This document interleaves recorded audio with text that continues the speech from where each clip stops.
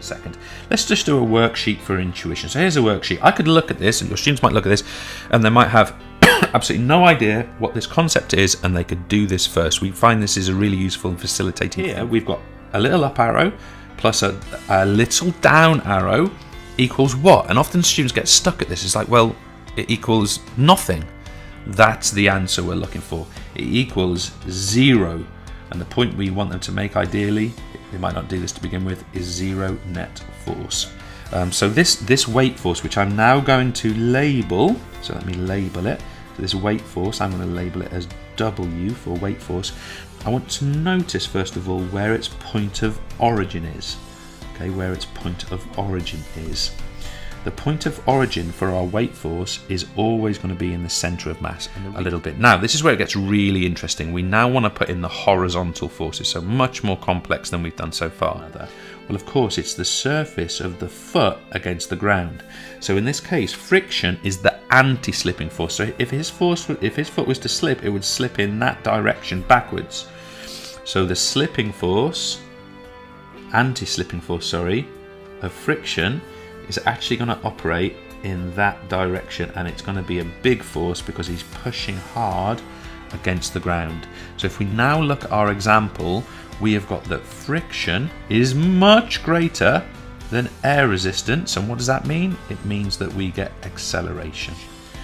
And it's got a weight force. It's not the heaviest object, so it has a weight force which is down a bit. Yes, it has a weight force which is like that. And we're going to label it weight force. We of course have got a direction of movement arrow as well. We must do that.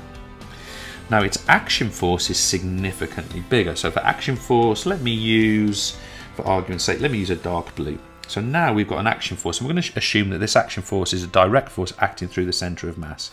So now we've got an action force which is from here, but the action force is acting through the centre of mass and is pushing the ball in that direction. Now this is where it becomes interesting. We've got that's action, so let's make sure we label it. Now this is where it gets interesting. And now what do we get? We get a resultant force. We get a resultant force, which in this case I'm going to do in orangey colour. We've now got a resultant force, and what do we have? We have our resultant force, which goes like that. Okay, so now we have our resultant force, resultant. So that's a really nice model where we can start to express resultant forces when we've got vectors which are not perpendicular to one another. Now you might be saying, of course, what we're going to do is we're going to provide a parallelogram like that, something you're going to measure it up. Mine's not quite straight. And then we're going to put in a resultant. We're going to put in a resultant force, which is like that, something along those lines. So there's our resultant force. Okay, and you're making an appearance as well. So this is what happens when mums don't come home from Barcelona on time and their flights get cancelled. We don't cancel stuff because we try and keep things on and put them together, and we somehow patch it all together and make it work. Right? Not bad. Thanks everybody. Have a cracking evening, and we'll see you. If not sooner, we'll see you next week. Cheers, guys. All the best.